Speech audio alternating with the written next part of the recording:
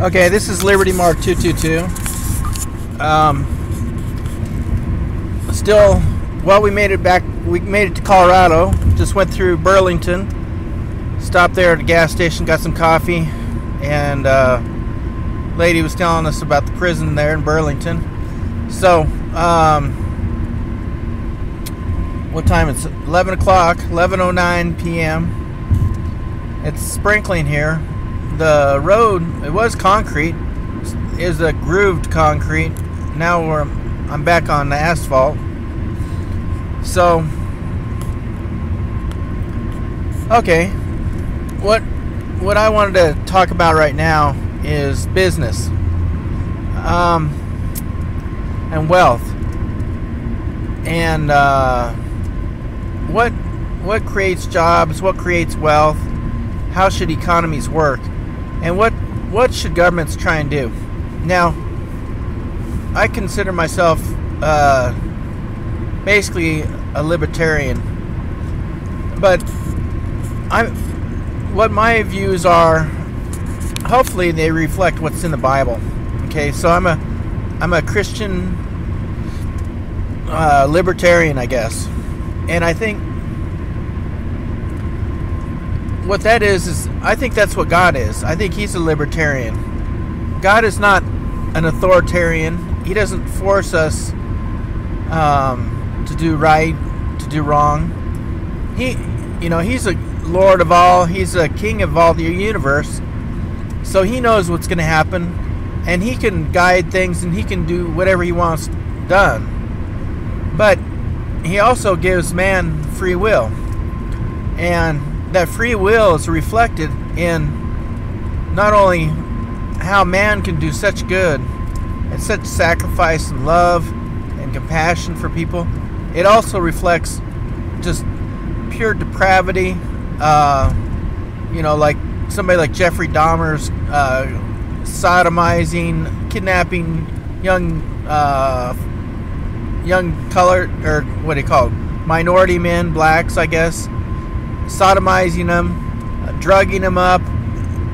He was describing how he was trying to lobotomize somebody by drilling a hole in their head and putting some kind of acid into their head, which didn't work. All it did was kind of disoriented them or something.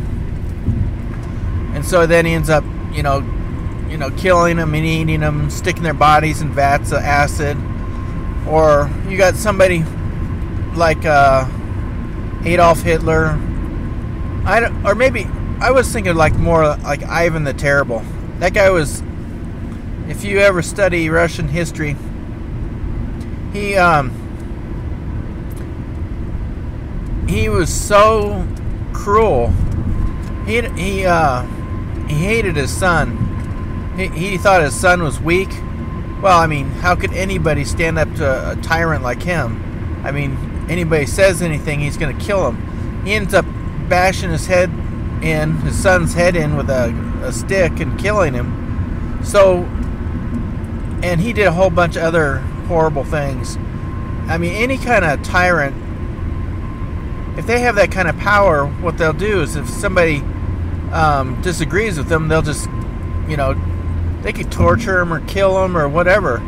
It's kind of like these people in Hollywood or the music industry. Nobody can say no to them.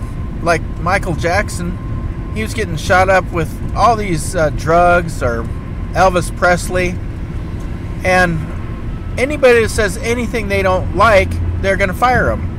And so that's what happens with the president. He surrounds himself with people that just agree with him all the time.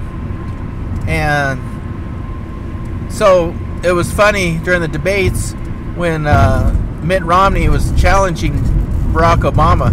The first debate, he looked like he's so angry, and he was just like, so annoyed that somebody would question him, like he was some kind of god or something. And you got people on Wall Street. Tim Geithner, I was just listening today how Tim Geithner was tipping off people from the Bank of America how they're going to lower interest rates. And Max Kaiser was saying how they would buy these certain derivatives, I don't know what they were, some kind of options, and they put $10,000 on it and make $10 million. And, you know, they're going to prosecute somebody for smoking a joint and putting them in prison, right? They're going to pick up somebody that's selling some drugs and who didn't harm anybody, right? You know, maybe he used his own money. Now, if somebody steals money, that's a different matter. That's, you know, if they break into a car or steal some money, there's laws against that. But if you use your own money, buy something like cigarettes or alcohol, right? Look, alcohol is way worse for people than marijuana. I mean, I'm not for people smoking marijuana. I'm totally against that.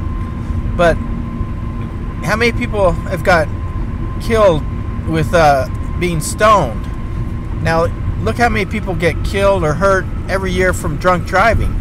But alcohol's legal, and it's but anyway, the point is, people in government are hypocrites.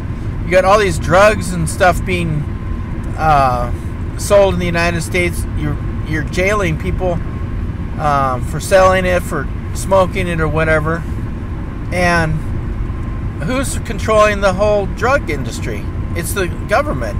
You have the in Mena, Arkansas, you had Bill Clinton making a fortune helping import cocaine from Colombia.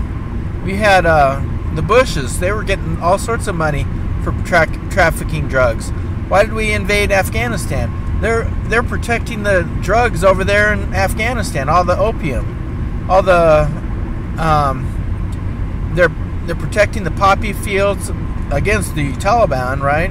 They say, if we don't let these farmers grow this crop in Afghanistan, then the Taliban will get the money. I mean, what hypocrisy.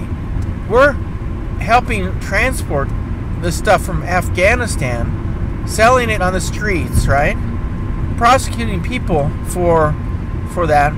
Look, I worked in a treatment center, and I've talked to people, and they know that the people that were if you ever talk to a drug dealer, they'll never tell who their supplier is. They'll never. That's part of the code of ethics. You never turn in the people above you, which is not true because they do. But these guys are scared to death of saying anything about who supplies them, because they say they'll stick them in a drum and set them on fire. Well, that's the kind of ruthlessness our government is. We got the people in the border patrol allowing all sorts of smugglers in. We got people in the prisons, all the guards. The guards would be selling these prisoners drugs. They get them in, and then the main cartels, the ones in Mexico and Colombia, they know where those drug lords are. They know who those people are. They could take them out. They could kill them if they wanted to. But there's so much money, right? So much money to be made. And guess who's laundering all that money? HSBC, Bank of America, Chase Manhattan, all these big banks. They're laundering drug money. Oh, well, that's okay. And HSBC got fined like $10 billion or some, compared to the amount of money that they make on it, it's like nothing. It's like, okay, you stole $100, and well, you're gonna have to pay 10 cents fine on it, okay? But you're gonna keep the rest of the money. It's like so hypocritical. Our government is just, they've really, I don't know. We have a bunch of banksters that are running this country. It's in collusion with the corporations. Corporations and the big government and the banks are all working together.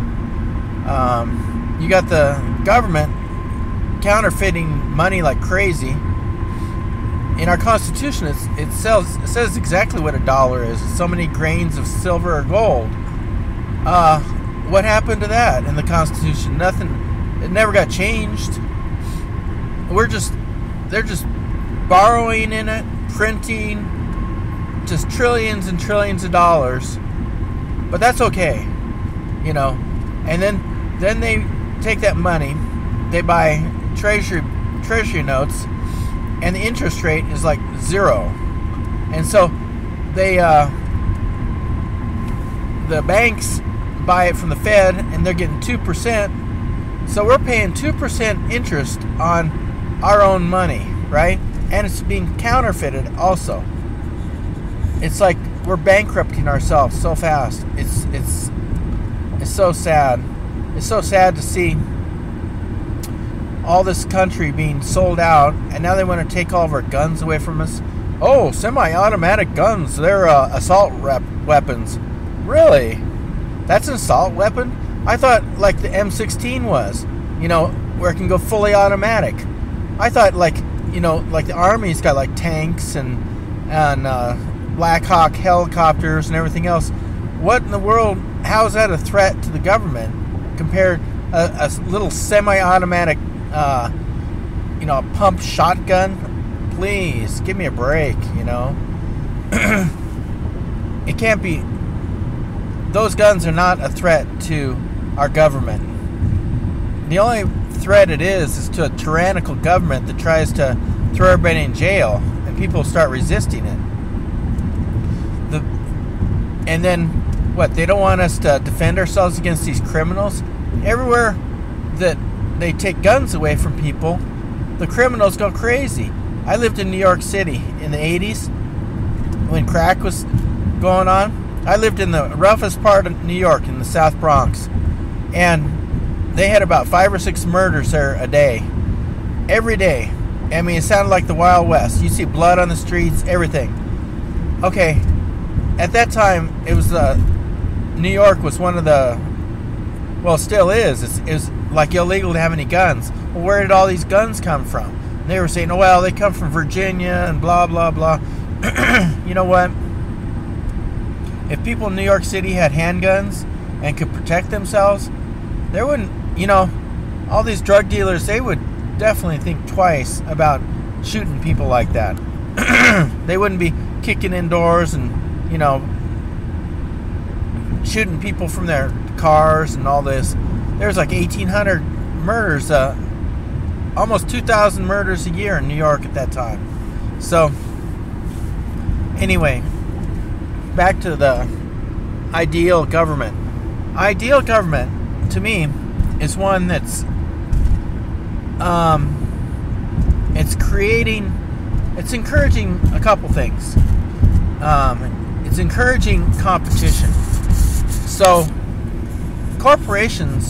when corporations end up just dominating the competition because they've got special loopholes and they've got all the sweetheart deals because they're getting all the legislation from Washington, and they're squeezing all the little guys out, so that, I mean, where do you see any small dress shops or, you know, any kind of clothing boutiques, or where's the butcher store or the meat markets, you know, or where's like the little independent like gift shops or anything like that? I mean, all the big stores, Walmart, Target, Kmart, they've driven out all the hardware stores, all the paint stores, everything, all the little tiny stores, all the mom and pop stores have gone out of business. Now tell me, how is that good for competition? When you just got these big mega corporations that just control the whole, all the competition, and then they're buying all their stuff from overseas, and they got special deals as far as tariffs and whatnot. So they're not paying the tariffs. You got Apple over there in China making all these iPhones, and these guys, these Chinese, it's so bad for Chinese that they're committing suicide. They're jumping out of the factory and killing themselves. It's so bad. You got, all the clothing. They're getting cheap clothing. All of our textile industry has gotten destroyed in New England. It seems like it's like they're doing everything they possibly can to destroy every single industry there is, and then they flood this country with just millions of legal and illegal immigrants every year. It's like they're just trying to make us into slaves somehow. You can't. It's so bad. I was making like $7 an hour. I had to start working at this abode treatment center, $7 an hour, right? Here I am. At that time I was 46 years old. I was making $7.70 in 1984. This is 30 years ago, and our wages have gotten that bad. I mean, some people are making gobs of money, really. If you're in the right place, it seems like anybody that's working for the government, they're all making tons of money. I mean, an average teacher's making $50,000-$60,000 a year. They don't even work. They get 2 or 3 months off, all these holidays, and they're not even working. 8 hours a day, maybe 5 days a week, 40 hours, and they're complaining about it. Look at how much firemen are making. Policemen are making probably $60,000, $70,000, $80,000 a year. Firemen are making that much. They all get awesome benefits. Anybody working for the federal government is just making tons of money, and they get all these benefits. And these jobs that they do, most of them are really mindless, easy jobs. I mean, it's not. They're not competitive at all. We need, I think, competition. Not only do you need competition for manufacturing, for sales, for natural resource accumulation. Our country had the most innovative oil and gas exploration in the world by far.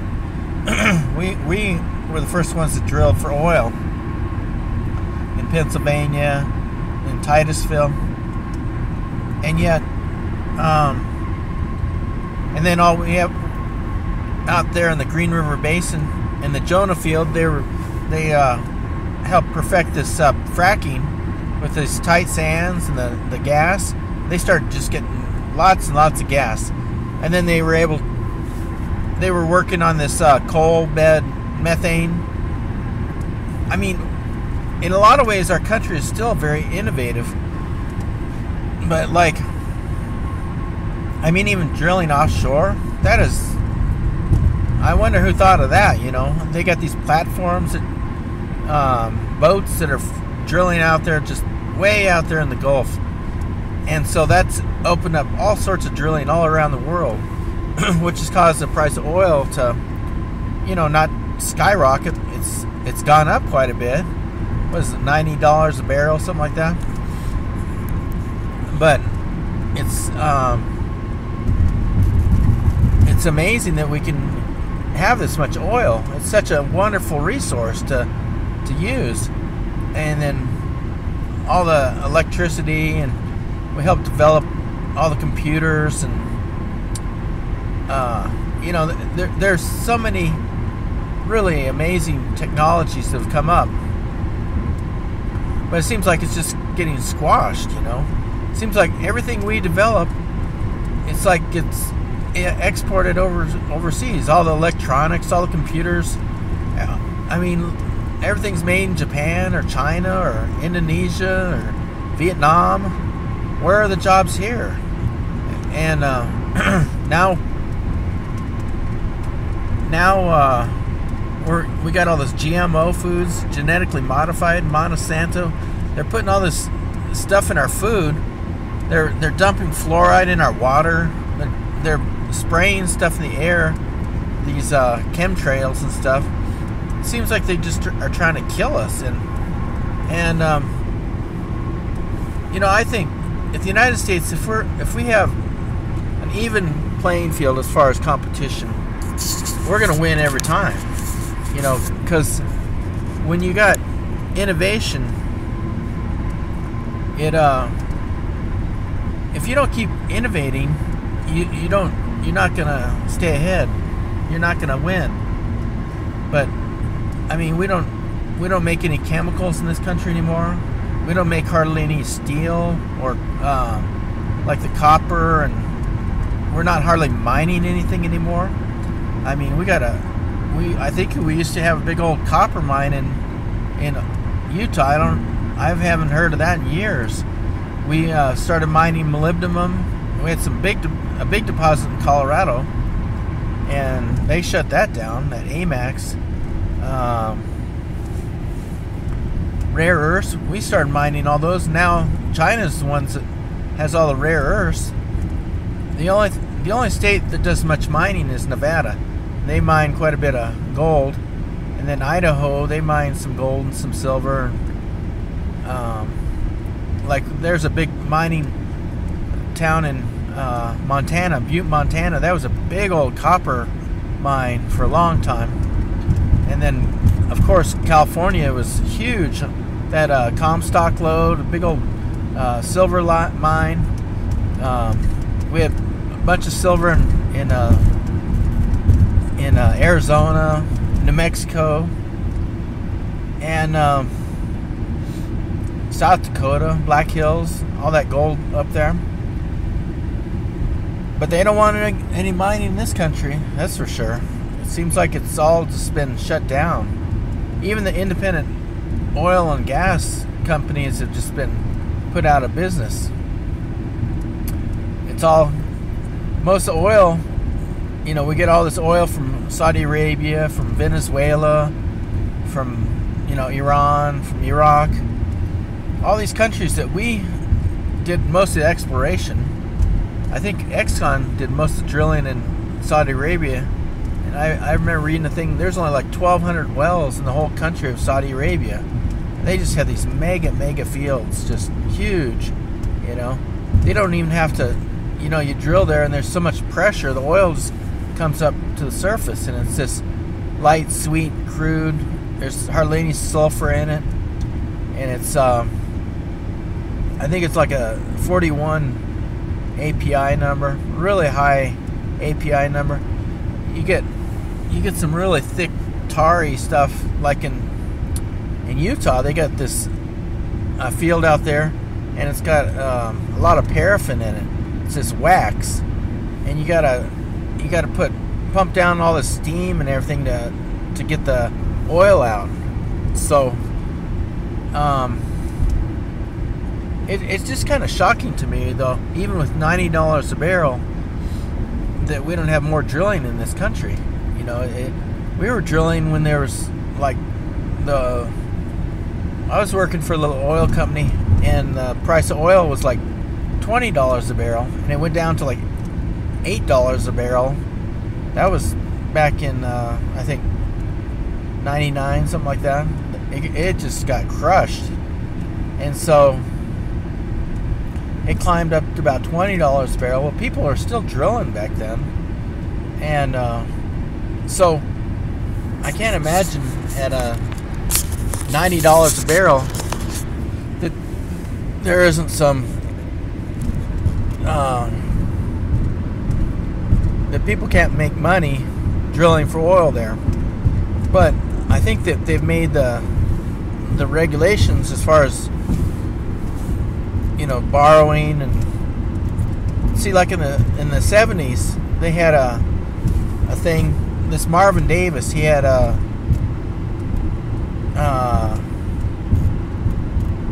third for a fourth, something like that. I forget how it goes. They'd have like 4 investors, and they would get a third of the well. No, a third for a fourth. That's it. They'd pay a third of the price of well for a fourth of the well. He would get a fourth of it. So this Marvin Davis, he drilled just tons and tons of wells in Colorado and Wyoming. And they'd have these parties where these doctors and lawyers and people, anybody had some money to invest, would they'd get a little partnership and they would drill.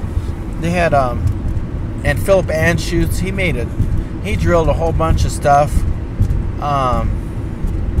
But see, when Reagan got in and they decided that they were gonna do this whole petrodollar thing, where we would protect the Saudi Arabians. See, the cost of our oil, part of it is protecting Saudi Arabia and the Middle East, right? So we're spending trillions of dollars to have our military over there in the Middle East. And well, that's not part of the budget, right? Okay, well, by us having to have our military over there, they don't have no military. How come Saudi Arabia?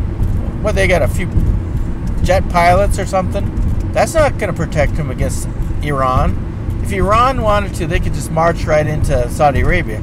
But the reason they don't is because the United States is right there, and we would attack them right back. Okay, so we're Saudi Arabia's military.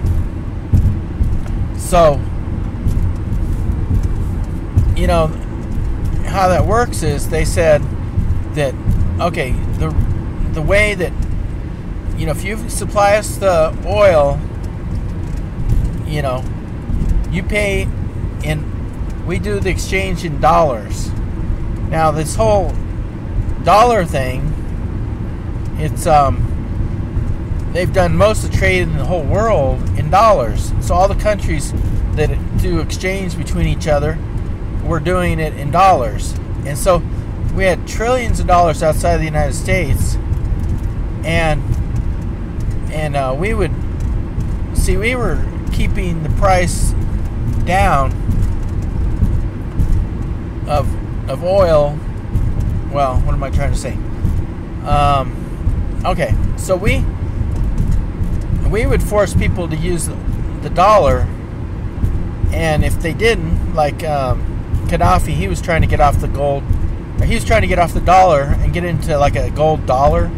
He had accumulated just tons of gold, and he was going to have some kind of African trade area where they were going to use gold and they weren't going to use dollars. And then NATO went in there and kicked him out and killed him. So, and then they stole the gold too. Who knows what they did with the gold? And then same thing with Saddam Hussein. He was trying to use the euro and instead of use the dollar. And so we didn't like that, so we kicked him out too. So, okay. So this whole thing, it's a lot bigger issue than most people understand. But it's what's happened is they've sacrificed the average American so that there's no jobs here. We, you know, that's what we did with China. We say, okay, and Japan, you sell your stuff over here and we'll buy it, but it's got to be in dollars, and then you reinvest it in T-bills. How many minutes is this? 28 minutes. Okay, I'm just talking away. So this is my idea of an ideal economy. Okay, so this whole thing is built on this petrodollar. It's dollar. That's being used as the reserve currency. And what they did also, in order to legitimize the dollar, well, there's a couple things they did, okay? First of all, they got to tax Americans, right? So we have to use this dollar to pay all these different taxes, right? We're getting taxed like crazy. So that makes the demand for the dollar real high. We have to pay our taxes in dollars. And then The other thing is they destroy the value of gold. They've been suppressing the price of gold by, well, first of all, they've been selling all this gold out of Fort Knox. You know, that all this, they confiscated like 5,000 tons of gold from Americans, right? They confiscated it for $20, and then a year later, FDR, he says, okay, now it's $32. So he just stole like just tons of money from Americans, right? And not only that, he took away their ability to protect themselves against all this counterfeiting. You know, because I mean, he had no right to make it $32. $20, a $20 gold piece was what was specified, right? So basically, he destroyed the Constitution. He destroyed our safeguard against counterfeiting. So he was counterfeiting from that point. So since 32 or whatever, from about the time of my dad's birth to now, see, $20 gold piece, right, was I don't know, what is it, an ounce of gold or something like that? I'm not sure how much it was. I think it's 20 to 1. 1 ounce of silver is $1. So 1 ounce of silver today is $31, right? Which is also suppressed. It should be way more than that. But it's let's say a $20 an ounce of gold is 1,600, 1,650, 1,600, something like that. Okay, 1,680, I guess. And so look how much gold's gone up since that point. It's gone up. I mean, if you'd kept gold instead of the dollar, you'd be doing way, way, way better. I mean, look at that. You'd get a $20 gold piece when my dad was born 80 years ago. And, oops, I better keep on the road here. I hope Patricia's behind me. There she is. She's probably think I'm going drunk or something. Boy, that guy's really speeding away. We're in Arriba. 5228 elevation. 5,280 is a mile. So we're almost a mile above sea level. So we were going up, up, up. Okay, so this government's destroying the value of gold. Well, they're not really destroying the value of gold. They're pushing down the price of gold because they're totally debasing the dollar. You know, can you imagine $20? How much it paid for back then? That's like an ounce of gold, $1,600. So, I mean, what can you buy for $1,600? I guess quite a bit of stuff, right? What would you buy now that you bought back then? I guess, geez, it's hard to even imagine.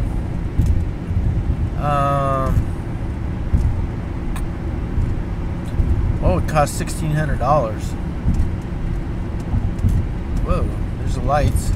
There's a whole bunch of red lights out there. Wonder what that is. I guess those are probably windmills. Look at all those windmills out there. Woo! I didn't know that Colorado had so many windmills out here. We're out here by Arriba. Arriba. Okay, so I'm trying to think of what's something you can buy for $1,600. I don't buy $1,600 things too much anymore. Used to be a computer you could buy for $1,600. It'd be, let's say you get a top of the line computer, $1,600. I guess you couldn't buy a computer now or back then, right? $1,600. What would you buy then that you could buy now? Well, I can't think of anything. Let me see, more simple stuff. Let's say an ounce of silver Let me see, what can you buy for $30? Let's say, man, you go to the store nowadays, $30. What's that, about 2 bags of groceries, I guess? So I bet, let's say for one ounce of silver. I remember you know, the Grapes of Wrath. This is when they had the Dust Bowl. This is in the 30s, so this is probably a good analogy. And the guy was the grandpa or the dad. They were going to California from Oklahoma, and they stopped to get some bread because they were so hungry, and they charged them 10 cents for a loaf of bread. And he was like, this is a ripoff, you know. So he's probably used to getting it for, who knows, let's say 5 cents. So 5 cents for a loaf of bread. Okay, so like, let's say 10 cent. Let me see. So the dollar, like if you want the face value for junk silver now,